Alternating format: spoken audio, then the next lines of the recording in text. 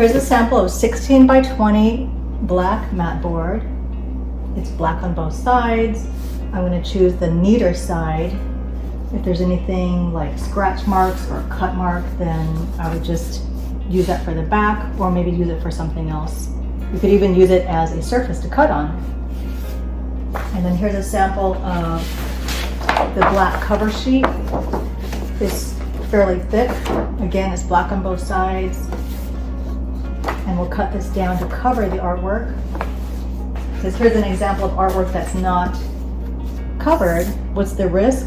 Well, you could drop it, it could get dirty when you're transporting it to class. And so then all your work is kind of wasted because your presentation is going to look bad.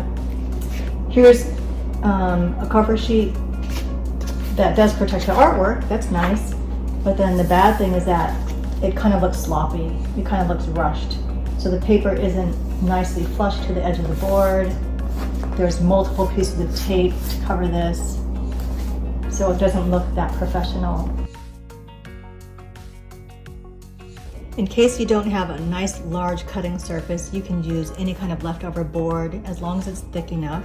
This is just some extra board that I have, or you could even use the back of a paper pad. This is just tracing paper, but it could be anything. So like that nice stiff cardboard would also be a good surface, as long as it's large enough to fit your work. Here's my sample artwork, and notice that the corners aren't adhered tightly. Make sure yours is actually tight on all corners, all edges. Nothing should be raised up at all. So we're just going to cover it from the front. You get your black tape. Make sure it's long enough to go across the top of your board, a little bit extra. We'll position the tape right next to the edge so that it's parallel, and then just in one movement go down. So about halfway. Okay, so normally I would not be doing this on top of my artwork because then I don't want to ruin it. So we would put that out of the way, positioning this next to the edge, and then just go down about halfway. And hopefully it's parallel. And just align it to the top of the board.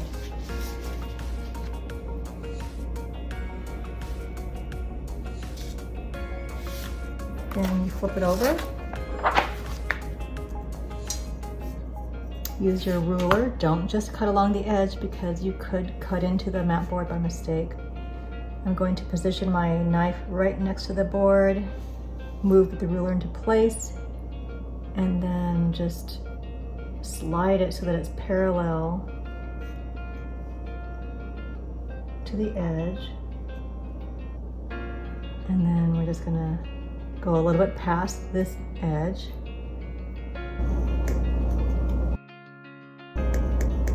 Oh, see, that bump showed me that I was actually cutting the board, so I'm going to scoot it over just a little bit.